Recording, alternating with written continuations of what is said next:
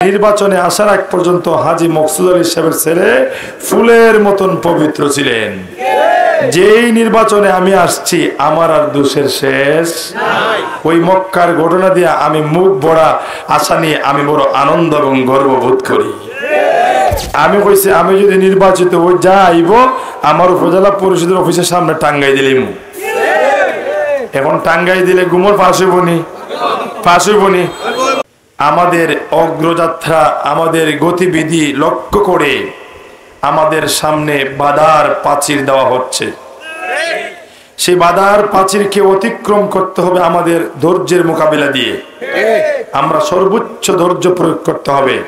আমাদেরকে দুর্গন্ধময় ইট পাটকেল দেওয়া হচ্ছে, ঢিল দেওয়া হচ্ছে, বিভিন্ন অপবাদ দেওয়া হচ্ছে। অপবাদে আমরা ভীত নয়, সন্তুষ্ট নয়, অপবাদে আমরা গর্বিত। বলবেন যে কিভাবে? আল্লাহর রাসূল 40 বছর পর্যন্ত মক্কার মানুষের কাছে খুব ভালো ছিলেন, ঠিক না বেটি? নির্বাচনে আসার আগ পর্যন্ত হাজী মকসুদ আলী সাহেবের ছেলে ফুলের মতন পবিত্র ছিলেন।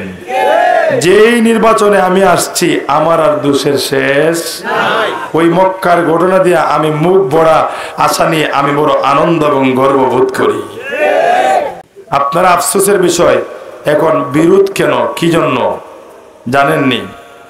কারণ উপজেলা নির্বাচনে বরাদ্দ আসে, এই বরাদ্দগুলা কাটছাট করা হয়, বন্টন করা হয়, ভাগ-বাটোয়ারা হয়। এরা দেখছে যে মোল্লাবেটা যদি বয়, এটা তো হাজী মকসুদ আলী সাহেবের রক্তের তৈরি, তো এটা হালালের ফয়দা, এটা হারাম নিয়ে লালা ছাড়া হইতো না। এই জন্য এদের শরীরে খুব জ্বালা। কথা বুঝছেন নি? এদের কিতা চলতেছে জ্বালা। কন্যারা শরীর কিতা তো আওয়াজ দেখুন না কিতা অশান্তি। অশান্তি যারে হয় অশান্তির শেষ নাই। কিতা আপনারা পাইছেন বিগত সনে নির্বাচন কইরা? কিতা পাইছেন? কিছু কিছু কেউ পাইছে, উল্লেখযোগ্য কিছু পাইছেন না।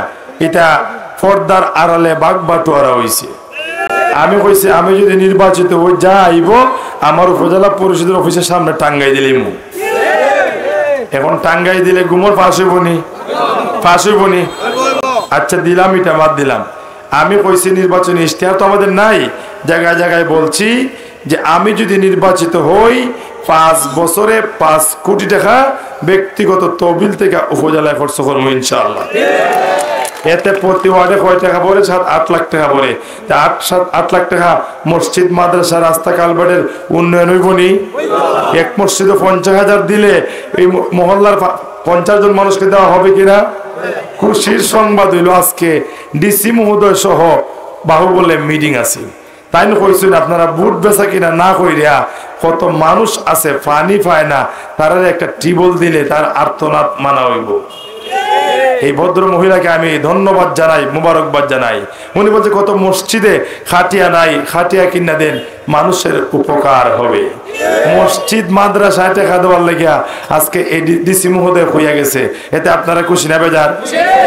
আমরা নির্বাচনে আওয়ার আগে মসজিদ, মাদ্রাসায় দিছি না? তো আজকে সকলের জ্বালা, এমন জ্বালা হইছে, ডিসি মহোদয় যখন এইসব কথা কইছে এরা মনে মনে ভাবতেছে, এরা কইছে এতদিন মিটিং এর মধ্যে যে তাই এখন করে মসজিদে দেখা দিন, এখন করে টিবল দিন। আজকে ডিসি হিসাবে নিজে হইয়া গেছে, হয় আপনারা বুট না কিনা আর্তনাদ গরিব মানুষকে টিবল দেন, একটা খাটিয়া কিনা দেন, মসজিদে দেন, মাদ্রাসায় দেন, জ্বালা আরো কমছে না বেড়ছে?